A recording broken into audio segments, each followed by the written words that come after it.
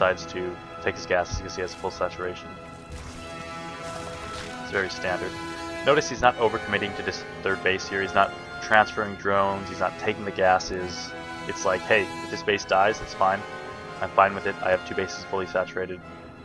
Essentially, all I lose is just the macro hatch.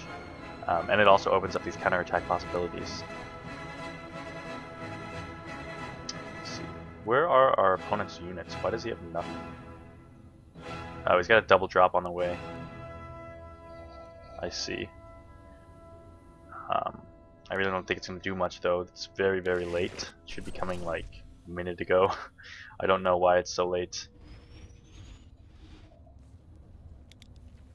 It actually goes into infestors off of this.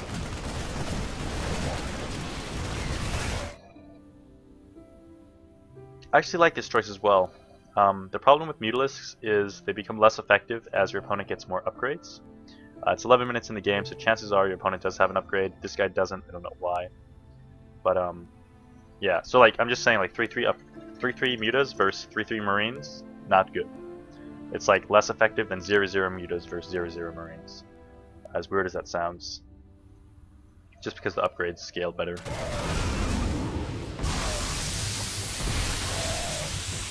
So he's going for an infestation pit and not a spire. But he hasn't started any upgrades. Okay, so he goes double upgrades. Okay, so he's gonna go Ling Infester into Fast Hive. That's fine because he's on 3 bases securing his 4th. I actually do like this because it's gonna be the best way to secure his bases. Mutalisks will lock him down to a tech bat that he probably doesn't want to go down. And you can see his opponent's already putting down missile turrets, so it's essentially as if he built the mutas without investing in them, because his opponent's behind in the same sense that he would be if he had built the mutas. And yeah, so going very Ling heavy will give him the amount of units that he needs to secure all of his bases all at once while defending against drops effectively. So he just drones, and then yeah, doesn't go too crazy with the drones. He realizes his opponent's on 2 base, so you don't need to like build 100 drones, get erased there. No baneling speed. I would say this is a mistake though. So fast 3rd base goes into infestors. I'm gonna quickly rewind it just to make sure that the infestation pit wasn't in response to the double drop. Yeah, it was not. So he had no idea the double drop was coming, or maybe he did because he's building units, but in either case, I feel as if it wasn't in response to that. But why did he... Okay, so he has 64 drones, so you'd need 48 for the 3 mineral lines, and then 6 gases, so that'd be 6 times 3 is 18. So 58, and then 64. Oh wow, it's actually perfectly 64, so it looks like he just saturated 3 bases entirely, and then decided to go for the tech. So, a fast 3rd base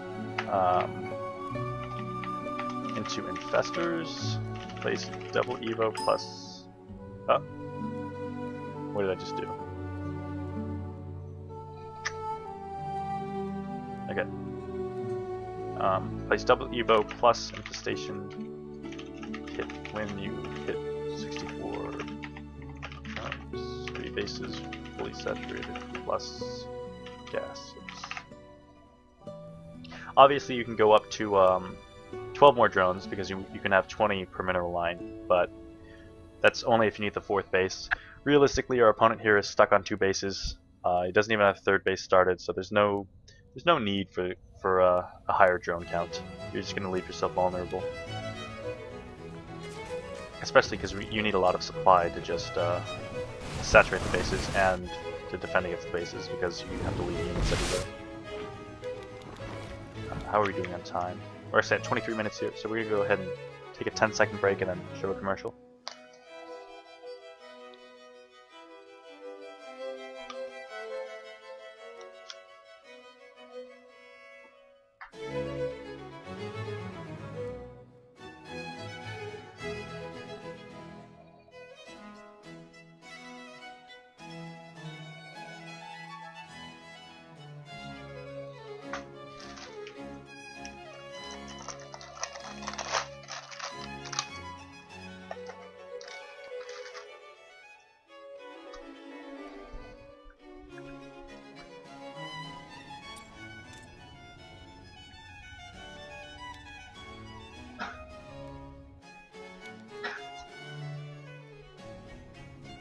not really a lack of scouting. He scouts that his opponent has a command center. He sees it land. He knows it was reactor Hellions. He didn't see any more except for 2. So chances are he transitioned into either siege tanks or starport tech. Has to be one of the 2. In either case, lots of Lings will counter that. He has a 3 bases production to do that. He doesn't have watchtower control, but it's kind of a small mistake just because, you know, he has like Lings on the map. Like, yeah, he doesn't have watchtower control, but he's countering his opponent. There, he sees the 2 medevacs. Pretty much tells the entire build. To have 2 medevacs that quickly, like it takes a long time to build medevacs. Let's check it out. It takes 42 seconds. So 42 seconds ago he had a starport, and then, you know, starports take a long time to build as well. So that's like 50 seconds. So 42 or 50 seconds before 42 seconds ago, which is 92 seconds, which is a minute and a half, which is 7 minutes. So we know is at 7 minutes he built a starport, or he started constructing one. So I mean, this, like, what more scouting information do you need? Starport's a lot of tech, it's a big investment. Very few builds rely on this. It's either going to be a low ground tank push, or it's going to be the marine drop that we were talking about, or possibly a Hellion marine drop. Yeah, I mean, I would have liked him see it. I would have liked to see him drop these rocks, but even if it was a low ground tank drop, he would just counterattack and just win, because he has the Baneling Nest. So I'd say he's completely safe. There's no lack of scouting information here.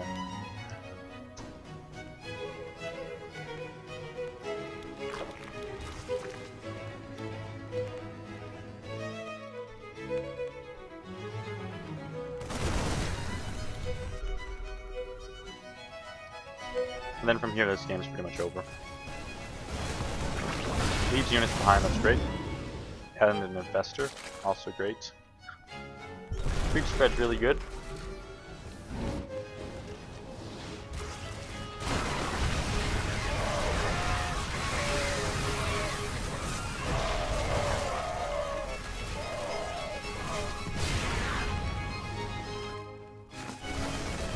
Yeah, this game's, I mean, it's done. You can see Violet's econ lead is just ridiculously high. He's just waiting for Hive Tech, either Broodlords or Infestors, or Broodlords or Ultras. Looks like Macro Hatch is fine. I would like to see a Nidus Worm just because it's just something that it's an APM dump essentially. Like, your opponent has to react to it. It's very easy to execute on your part. It's at least more difficult for your opponent to react. You can see there's actually some blind spots on the bases. It's very easy to Nidus here, for example, and here as well. Sets up a nice flank. But looks like he's going for Ultras. That's fine. He did scout a Viking beforehand, and he knows his opponent has a reactor starport because of the 2 medevacs, so pretty good call.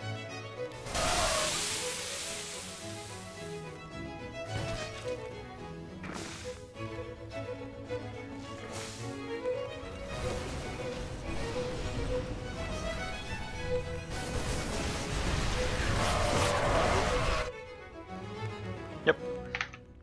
Perfect.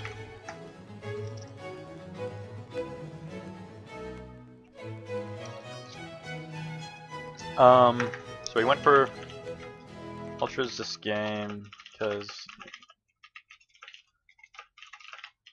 he had a starport up and did a double.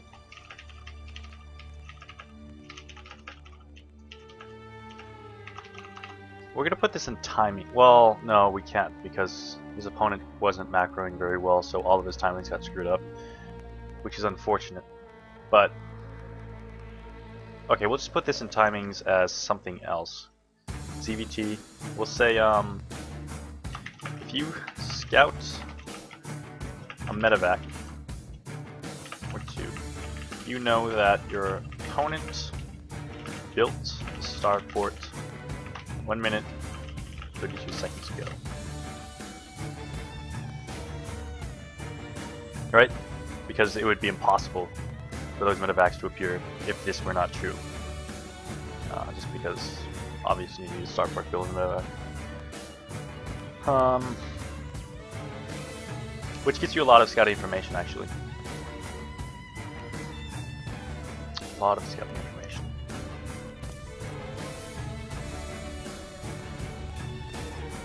We're gonna call this fast third base versus, well, not versus Terran, versus reactor Hellion.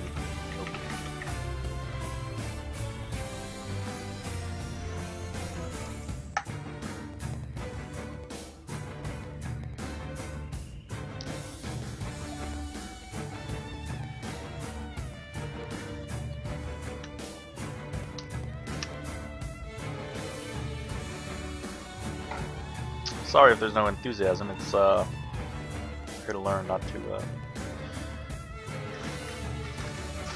do anything else, I suppose. All of these questions, you can go to, what is this? I posted this in the chat. It should show up whenever you join, but frequently asked questions I got asked so many times, so I just decided to put it up on our website. So you can go here, and here are the questions that usually get asked.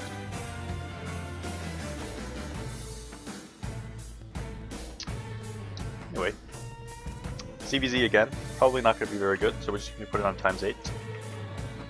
VT Gix is actually the player I played at MLG Raleigh, I believe? Somewhere. I think it was the tournament where I lost to Muslim in the final round of the Lucius bracket. 2-1, or 1-2 I suppose.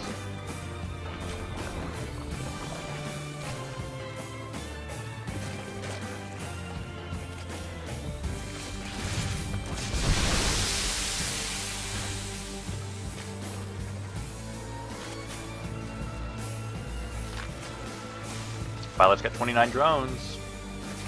Looking good so far. Uh-oh. Wait a minute, double evolution chamber and a roach horn. Maybe Violet feels like 32 drones wasn't enough. Wait, he's going to lair. 50 drones. Is this a macro game?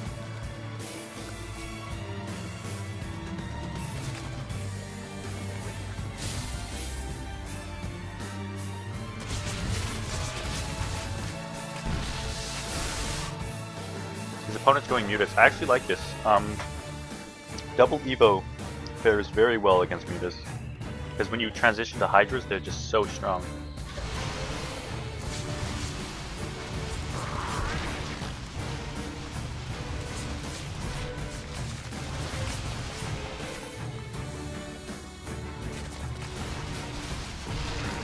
Yeah, you can see these Mutas are struggling to keep up with the Hydras because they have a +1 Carapace as well as the attack upgrade. Why does he not realize that 9 Mutas beat, or 9 Hydras beat 10 Mutas? I mean, he's got +1/+1 versus 0/0.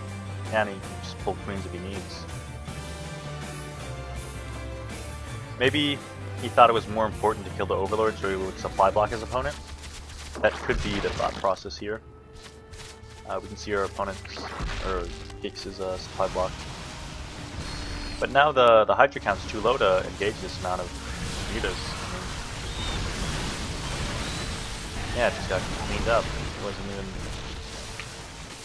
even, oh, well, it looks like it was cost effective, but I mean, when your opponent's on 3 base, he can do this.